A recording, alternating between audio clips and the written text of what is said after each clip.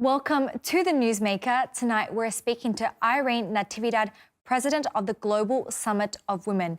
Now, she's made it her lifelong mission to promote women in leadership positions, whether it be in the corporate or government sphere. And also, she's a firm believer of quotas. Welcome to the program, Irene. Thank you.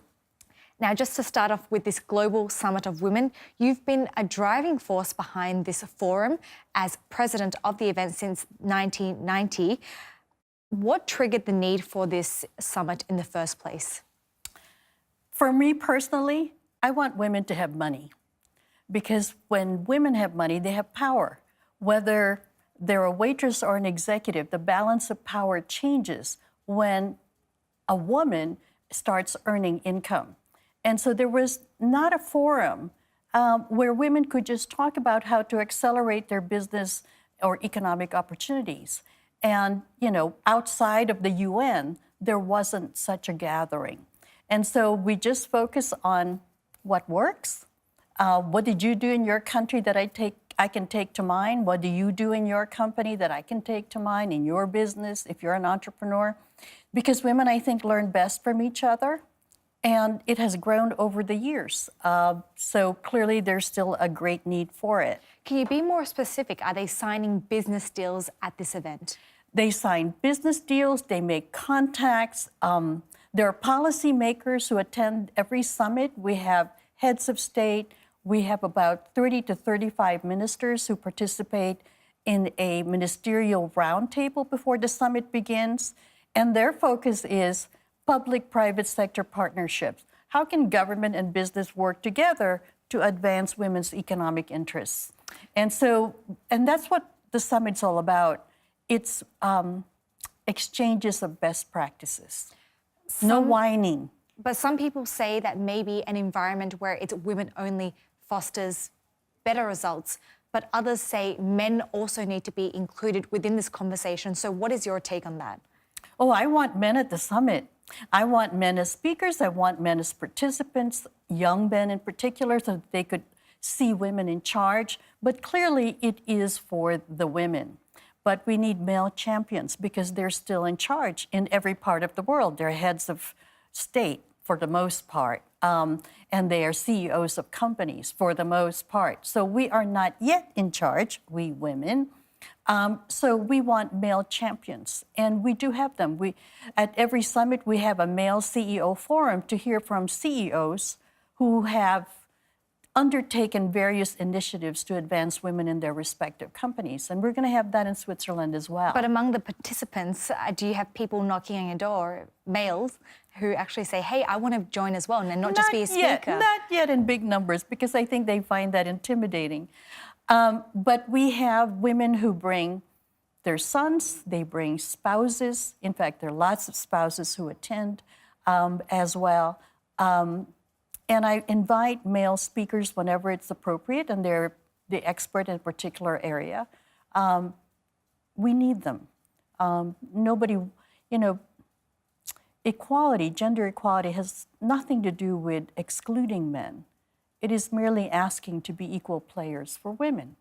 But we want to be with them side by side, growing economies, growing businesses, growing families together. The Global Summit for Women has actually been held in various locations around the world since its inception, from Japan and last year in Australia. But for the first time, it's going to be held in Basel, Switzerland next year. Out of everywhere you could have chosen, why Basel? Well, part of it is logistics.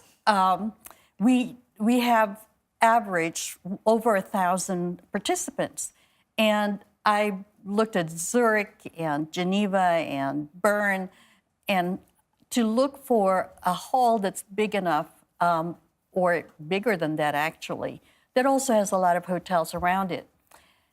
Basel has Art Basel. And so they're used to having large groups of people coming there. And that's where I found the Congress Center. And frankly, your outgoing president, Doris Leuthard, had suggested it and said, go there and check it out. She says, I think you'll find the facilities that you will need. And that's exactly what happened. And Basel also is a business center. You've got 35 to 40 large pharmaceutical, biotech, healthcare companies there. So why not? So you've actually had direct conversation with key players within the business space in Switzerland. Yes, yes, and you have them. For instance, in our planning committee, we have the CEO of IKEA, Simone Scarpaleggia. Who has also been very vocal on getting women into leadership positions. Exactly. Carolina Müller-Moll, who is CEO of the Müller-Moll companies. So you have, women business leaders here who are on boards, who are general counsels. And so I've been having conversations with them through the host committee to ask, what are the topics that would be of interest, in particular to Swiss women? You mentioned you had direct conversation with Doris Leuthard. What was that conversation about? Did she have her own input about equality and women as well? Well, she's been a champion. I mean, that's how I came to her. And I told her about the summit, and she was delighted that it's coming here. And I guess when I was seeing her, it was in my, where am I going to find this space? Mm-hmm. And so her very practical advice was, to the point, right on the mark. And so when I went to Basel, I go, oh, I get it. So we're going to be at the Congress Center, which is central, and there are like 3 or 4 hotels directly around it. So perfect. And as a role model, she's actually quite important for Switzerland, isn't she? Yes, she is. And she's given a big chunk of her life in public service. But there are times when you have to get off the train, and I think she's decided it's time for her to do that as well. But I'm sure, given her leadership roles, and she's still young, I'm sure she's going to be leading other things, maybe not in politics, but somewhere else. Earlier this year, if we're going to stay on Switzerland, the Swiss Parliament voted to introduce gender quotas for large listed companies. That would mean 30% for board of directors and 20% for executive boards to be female. This over the course of the next 5 to 10 years. Do you think that's a strong enough quota? I think so. I mean, there was a time when nobody would have thought Switzerland would even entertain a quota. Compared to other Western European economies, Switzerland is kind of behind the times, but I'm glad that they've decided to look at this initiative. Because to be frank, what quotas do is to force a demand for women in leadership roles on boards of companies. There is a deadline, there's a percentage that is required. Without that push, your grandchildren would still be waiting to be noticed. And it has worked in many countries. For instance, France, frankly, right now, is the world leader. Their quota was only for 40%. The CAC 40, their blue chips, have gone beyond that. They're already at 45%. And the number 1 company in the world, in terms of the highest percentage of women directors at 60%, is a French oil company, ENGIE. And the CEO is a woman. It works. So you think Switzerland should be looking to France for advice when it comes to implementing quotas? I think countries should take their own advice because each country has its own culture for how you create change. And how would you describe the Swiss culture? How should we approach it then? Embrace it first, make it happen. It is an idea whose time has come. There are many women who are highly qualified. Without the quota, they may not be called. We always knew that the supply was there. The thing is to force demand, as I mentioned earlier. And that's what quotas do. Look, Italy is, if you thought about male-female gender relations in Italy, people go, they smile. They have a quota. They set a goal of 33 1/3% to be reached, and I think the deadline was this year or last year. They did it, and it was with the cooperation of business and government.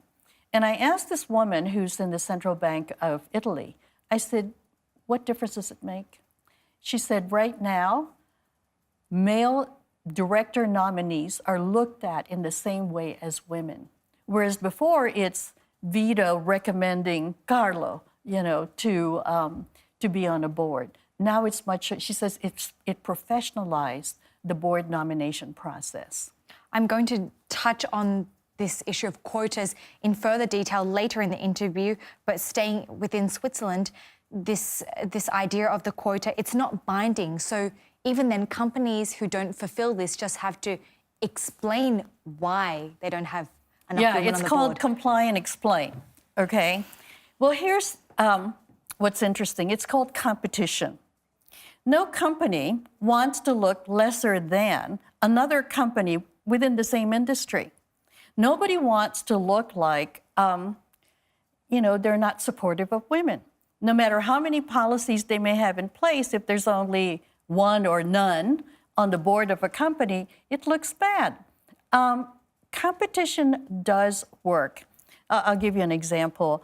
I gave an award to Engie in France when they reached 63%, because no other company in the world has that, a female-dominated board. And so the CEO of another company came to me afterwards and said, we're at 50%. And I said, that's good. Add one more woman and I'll come back next year and give you an award. Branding in a competitive global economy is so important. So, there's now a study that says even one sexual harassment allegation hurts the company's name. So branding enters into it, marketing enters into it. So even with a weak quota law that doesn't have sanctions, which is what you're saying, it can work. Are you trying to say that it's a gesture? At least it's trying to make a statement? No, it's more than a gesture, because that quota law that you have, when a company has to comply and explain, that's transparency in a way that you didn't have before. That's more than a gesture. That's pressure of another kind. Switzerland still lags behind other countries such as Norway, which actually calls for 40% of director seats to be allocated to women. So what do we need to change here? Is there a cultural mindset that we need to change? And what will it take for us to reach that stage? Each country has its own pace. And the fact that Switzerland even has a quota bill, as I said before, in the works is actually a plus. Switzerland also has a pay equity law that's also being proposed. And there are only 4 or 5 countries that have a similar law. France, Germany, UK have such laws. And what it requires is transparency in terms of salaries. And I think the fact that it is there and that there's momentum towards making it happen, I think is a plus for Switzerland. So it may seem behind, but these 2 proposed bills, the quota bill and the pay equity bill, are actually ahead of some countries. Certainly, there were campaigners working with that, but I think that has also experienced setbacks as well. Well, I have to tell you, cultural barriers are true for every country, including mine, the United States. Mindsets take a long time, which is why you need quotas to push against the cultural barriers, to make change happen, instead of just waiting until everybody woke up. Because what it does is to create a pool of women, when they get on those boards, who will be experienced in governance, in corporate governance, so that the next time somebody says, oh, we'd love to have a woman on our board, we can't just find one. Mm-hmm. There will be more. And we also hope that there's trickle down, that the women on those boards will look at recruitment of women, the talent development. Do they have access to leadership roles? That's the hope, okay? But in the meantime, let's at least, for now, have women in those decision-making roles.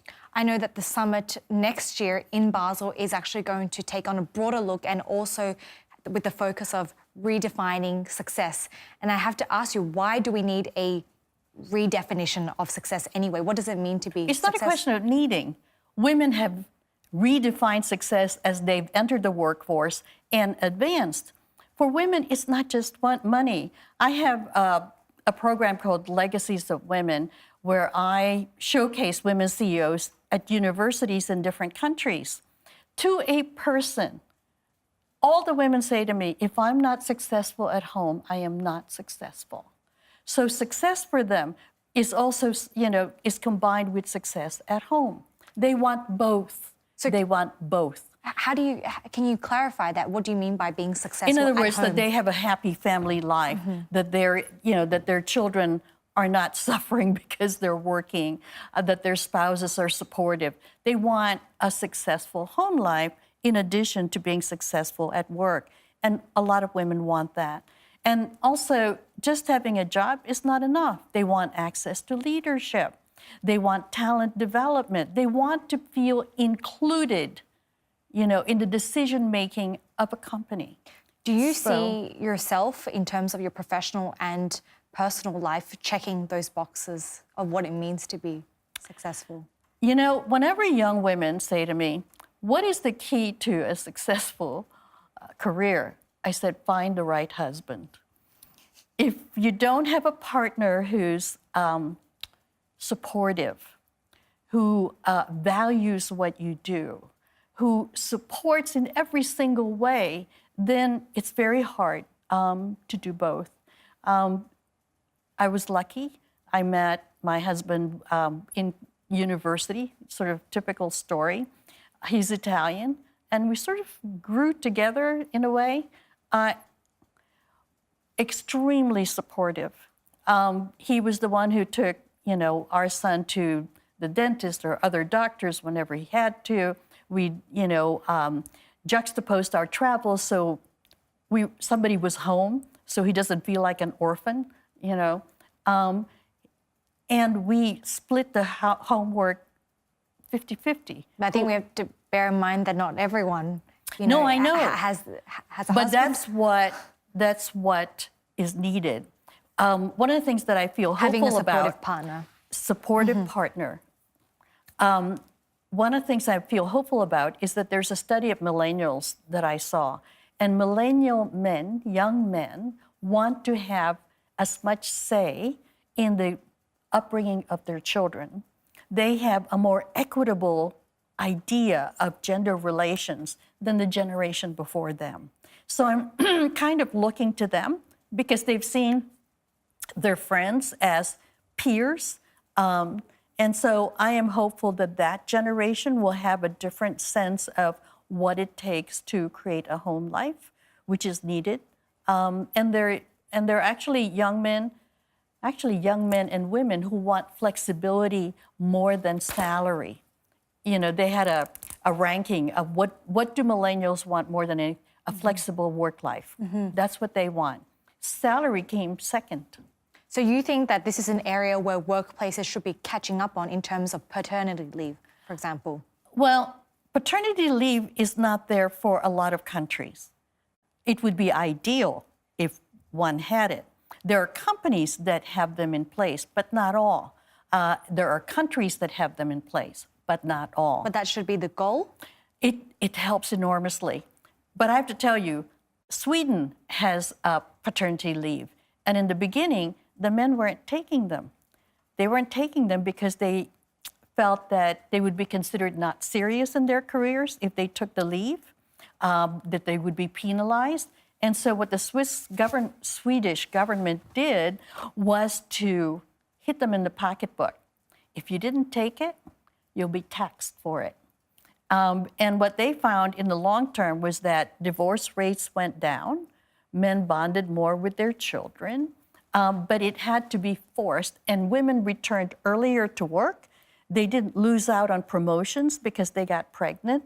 And actually, that was the goal of the government, to have women come back to work and not lose in terms of pay and access to promotions because they were out for a year or two to raise a child. We spent a lot of time talking about the summit and also a little bit about you, which I want to focus on now.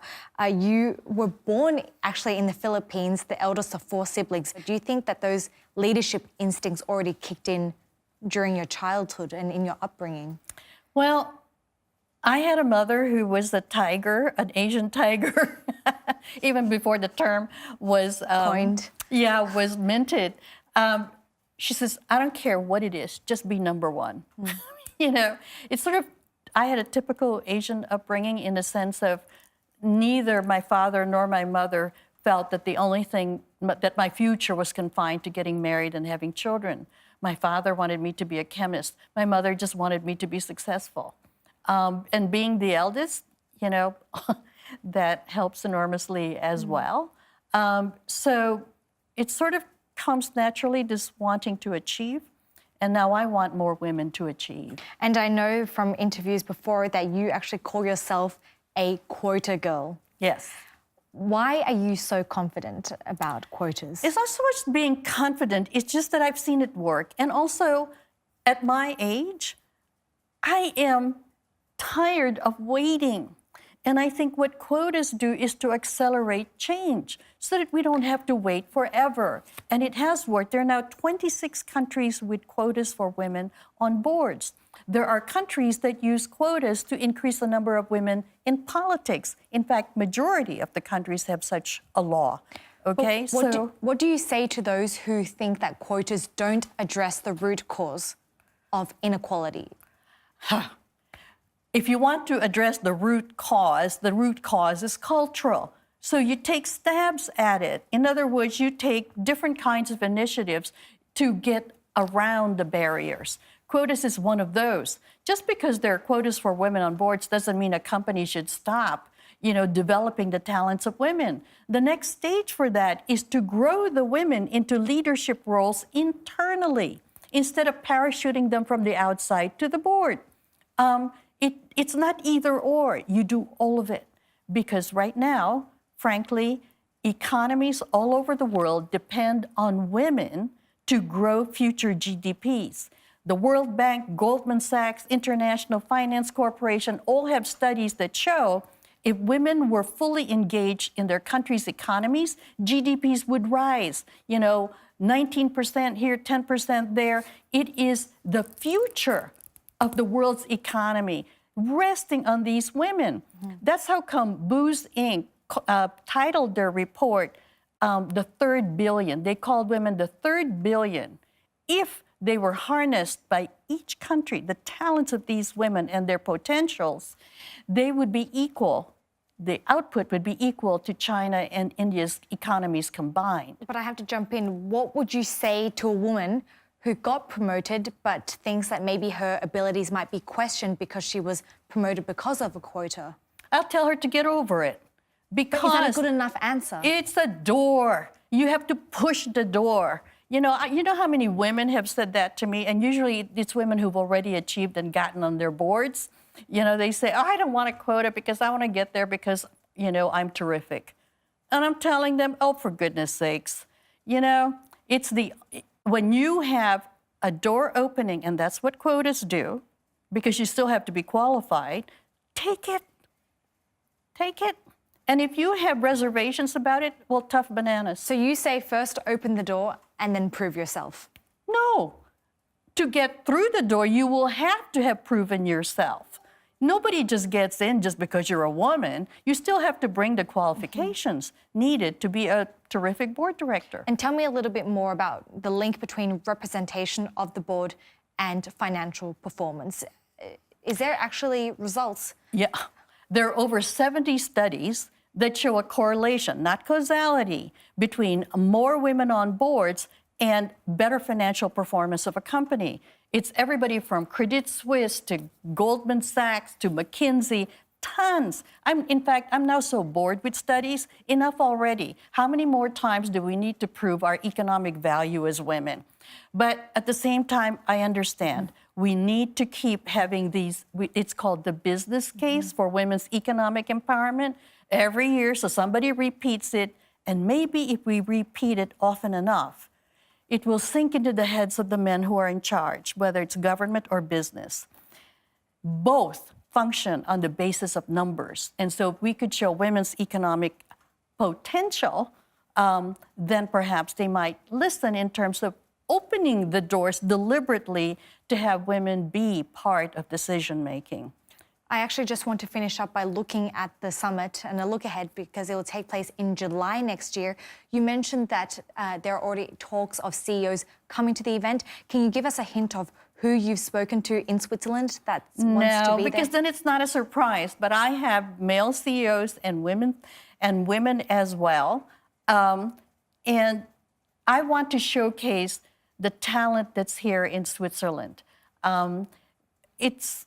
Switzerland is seen as a financial capital. After Zurich is the third largest financial capital in the world after New York and London, and Basel, of course, in the pharma area. Not seen as a leader when it comes to women. And you have lots of terrific women. So my goal is in every part of the program, I will have Swiss women or men presenters so that we could show them the talent. It's part of what I do with each summit, break stereotypes about that country or that culture. I look at every panel, every session, as if I were doing Noah's Ark. It can't be too Western. I've got to have this region, because it is global. And I want to make sure that participants and presenters represent the world, but I want Switzerland to be featured. Ms. Natividad, thank you very much for joining us today. Thank you for having me.